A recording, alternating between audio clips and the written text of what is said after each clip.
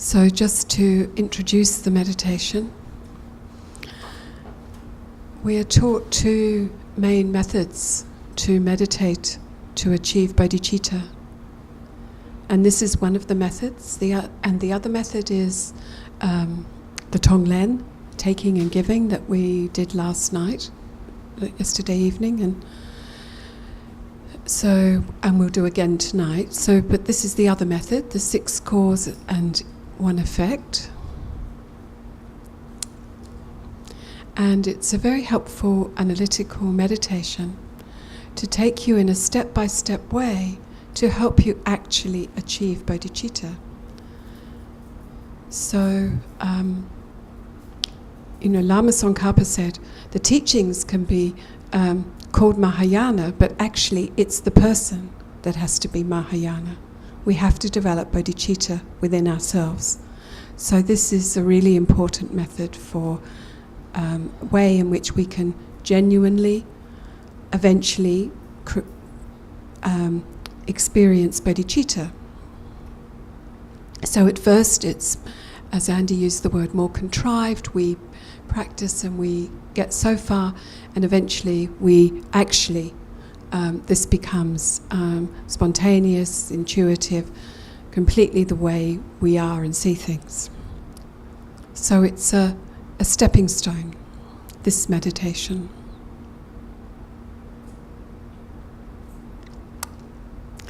So make sure your body is in a good position for meditation, all the things we mentioned earlier.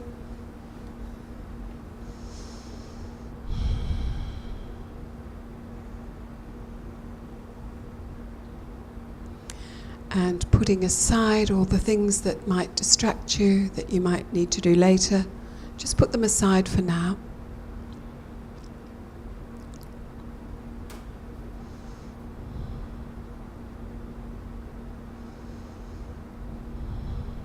And really approach this meditation with a good concentration, because it is so key to us becoming Mahayanas, developing bodhicitta, the wish to become enlightened for everyone.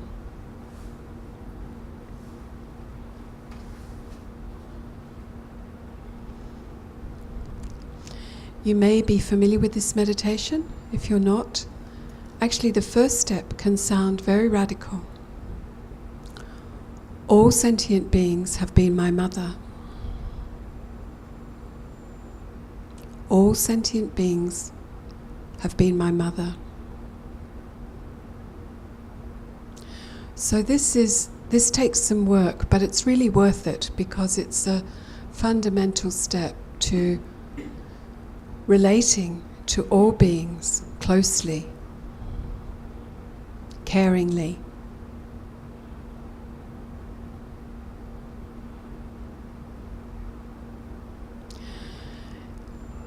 Sometimes people from different cultures can have problems with this first step. And I'm going to recommend that if you hit an obstacle, again, don't get stuck with the obstacle, put it aside, because it's so helpful to think like this. It is based on the idea of reincarnation and that we've had many lives, and therefore it's completely conceivable that all sentient beings have literally been my mother, having had so many lives. But anyway, at the very least, you can't be sure that a certain being has not been your mother. You have no way of being certain about that. So whatever helps you to put away doubt and obstacles, please do that so that you can enter into the meditation.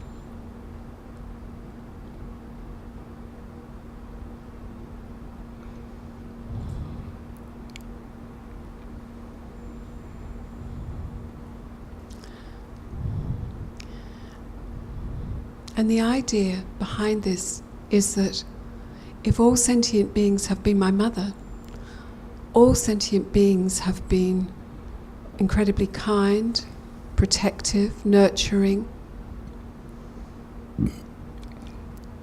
going out of their way for us. Maybe that's not our experience of them now, in this moment in time, or what happened yesterday. But just like in this life, if your mother had not given birth to you, there would be no possibility of you being here in a human form, in conducive surroundings to hearing about Dharma, or even to have all the things you do enjoy about this life. But really valuing the mother as the originator of your life. I'm not, discounting the biological here, but just think of it in these terms.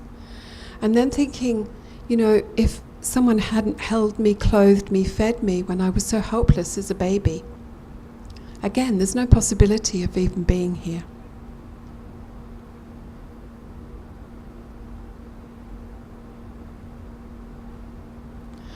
So we start to see the incredible kindness of the mother.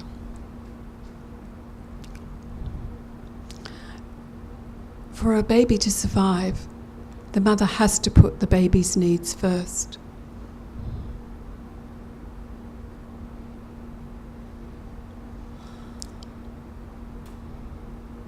For the baby to learn to walk and not injure themselves, the mother figure has to be there to protect the baby, to teach the baby, to talk.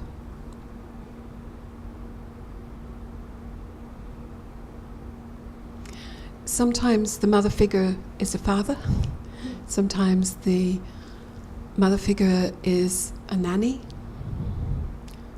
or an auntie or another caring adult.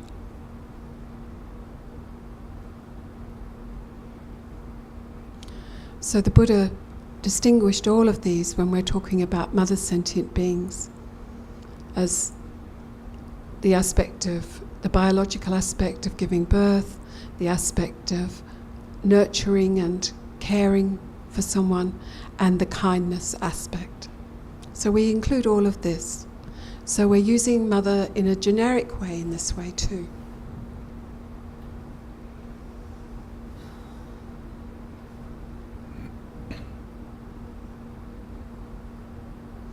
But think about the possibilities. If one recognizes that all living beings have protected us and cared for us at this intimate level, at some point or other,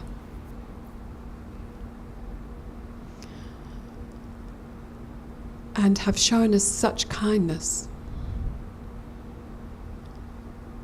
to get us to this point in our lives and evolution,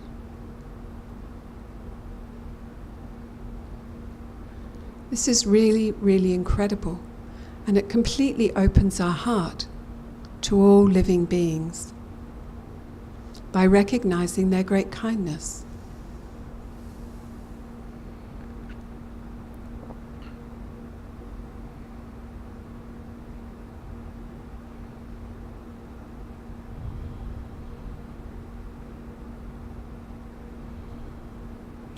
And here we can expand our idea of kindness of all living beings, because in this life, again, all our needs would not be met without the kindness of other living beings.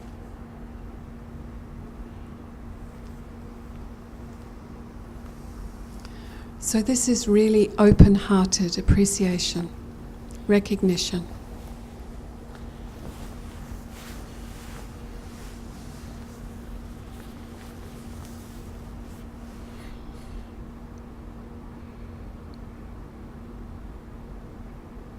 So 3 big steps already, that all living beings have been my mother,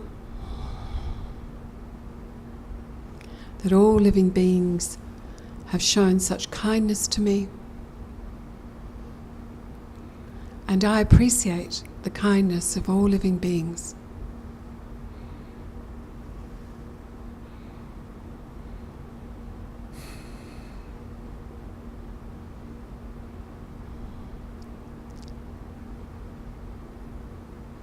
And it's natural that when you recognize all living beings as kind to you, that you wish to repay that kindness.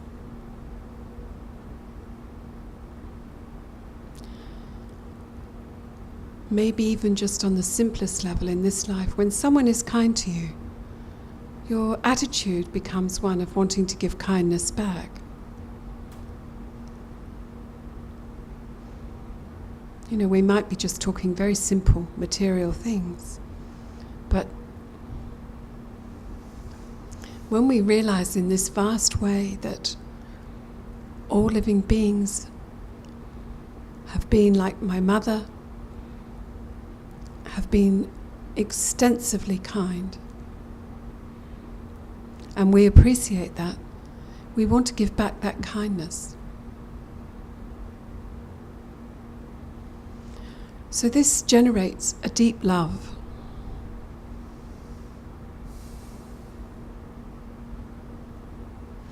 Love is the wish for all beings to be happy. This great love, perhaps I should say, this great sense of love where we don't discriminate between some and other.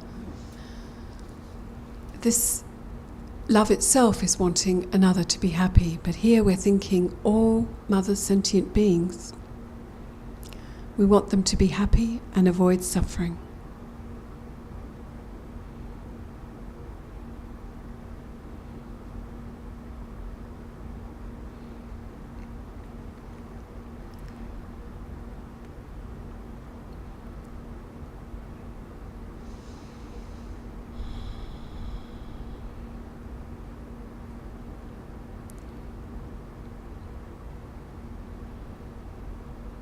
Just allow this feeling in your heart of expanding your love towards those that you do care about in this life, in this way, expanding that. Because there's no distinction. It just happens that we're with these particular people in this life, but there's no distinction. So that love can expand out. And you already know you don't have to take love away from one person to give it to another. It's got this infinite capacity. It can just become vaster and vaster.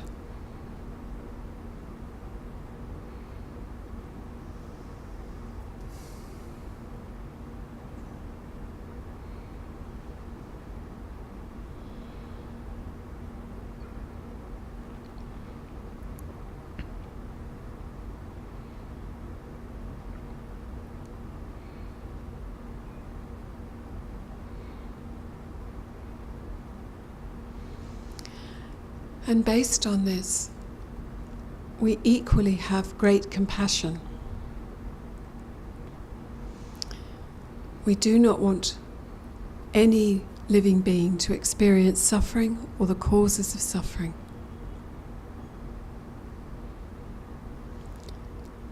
It's our great compassion, really deeply wanting that they are free from that suffering and all the causes that led to it, so it can't happen again.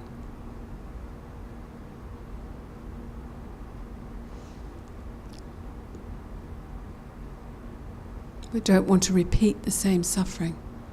We don't want other sentient beings to repeat the same suffering.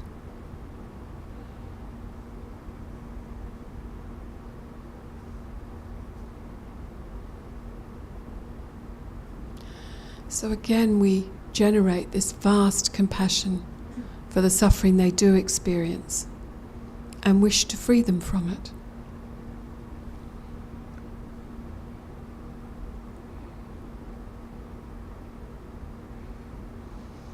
One example is that if someone who is very dear to you, like your mother, was walking, happened to be blind, and was walking right near the edge of the cliff, about to go over, you would do something. You wouldn't just wish that they'd turn and change the direction. You would instantly, without thinking, quickly step in and do something.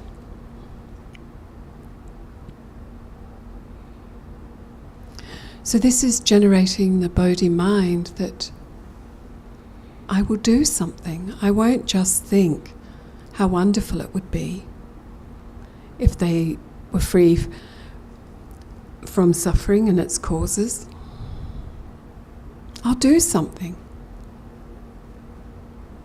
And even though the task seems vast, because I'm not just talking of one single being about to fall off a cliff, but all beings, well, I'll start.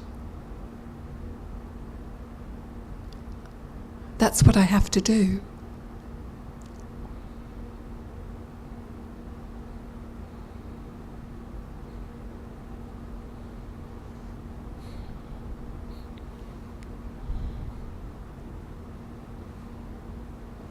So a strong determination and conviction that you have responsibility,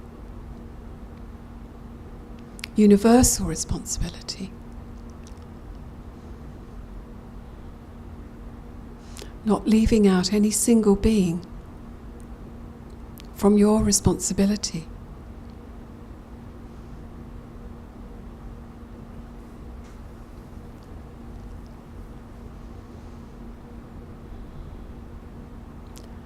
So that is why we generate the mind of wanting to become enlightened. If we become enlightened, we have the attributes that Andy was teaching about earlier, the omniscience, the uncontrived bodhicitta, and we will know what to do.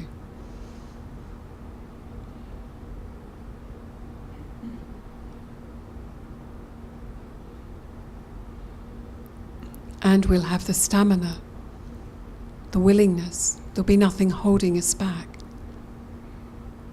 It will be our very purpose and existence.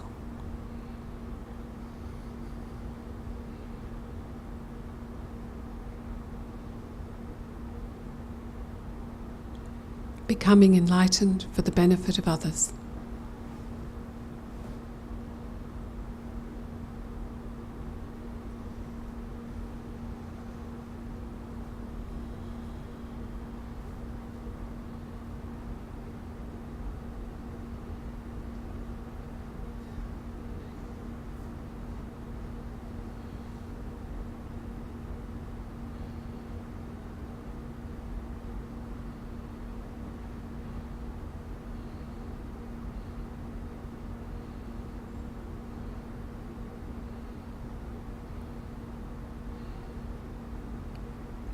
Focus on this single-pointedly.